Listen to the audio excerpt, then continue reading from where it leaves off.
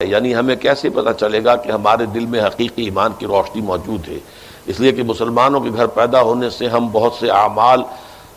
دینی حوالے سے انجام دیتے ہیں اور نیک نیتی سے اللہ سے ڈرتے ہوئے، لیکن پھر بھی ایسا محسوس ہوتا ہے جیسے دل میں وہ یقین نہیں ہے جس کا ذکر قرآن میں ہوتا ہے۔ یہ احساس اگر آپ کو ہے تو بہت مبارک ہے۔ ویسے اس ضمن میں نے اس جمعے میں جو تقریر کی تھی تو حضور کی ایک حدیث میں نے سنائی تھی، وہ دوبارہ آپ کو سناتا ہوں۔ دل میں ایمان کا ہونا تھوڑا ہے، کمزور ہے، ضعیف ہے، لیکن ہے۔ اس کے لیے تو حضور نے فرمایا اذا ساءت کا سیئتوں کا وسرت کا حسنتوں کا فانت مومن۔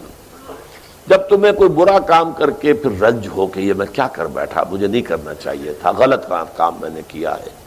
اور کوئی نیکی کا کام کرے تو خوشی ہو کہ اللہ نے توفیق دی، یہ کام اللہ نے مجھے کرنے کی ہمت دے دی، خوشی ہو، تو تمہارے اندر ایمان ہے۔ دوسری حدیث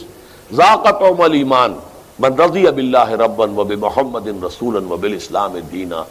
دل میں اگر یہ اطمینان، دل ٹھک گیا اس بات پر کہ اللہ میرا رب ہے، محمد رسول ہے صلی اللہ علیہ وسلم، اور اسلام میرا دین ہے، تو یہ بھی ایمان کا مزہ چکھ لیا۔ باقی ایک ہے ایمان کی تکمیل کا مرحلہ، فقد اکمل ایمان جو ہے وہ یہ ہے کہ ایک انسان جو ہے اگر کسی کو کچھ دے، کسی سے کچھ روکے، کسی سے محبت کرے،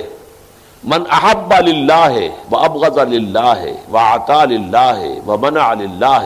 فقد استکمل الایمان۔ جس شخص کے تمام اعمال کا محرک جو ہے وہ اللہ تعالیٰ کی محبت کا جذبہ ہو،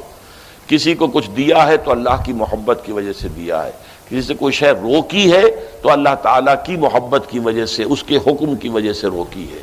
کسی سے محبت کی ہے تو اللہ کی محبت کی وجہ سے کی ہے، اور کسی سے نفرت ہے تو اللہ کی وجہ سے، اپنے نفس کی وجہ سے نہیں ہے، اس نے میرے ساتھ یہ کیا، اس نے مجھے یہ کیا، وہ یہ کیا، اس کی وجہ سے نہیں، نفرت ہے تو اس وجہ سے اللہ کی وجہ سے۔ جب انسان کے تمام اعمال جو اختیاری ہیں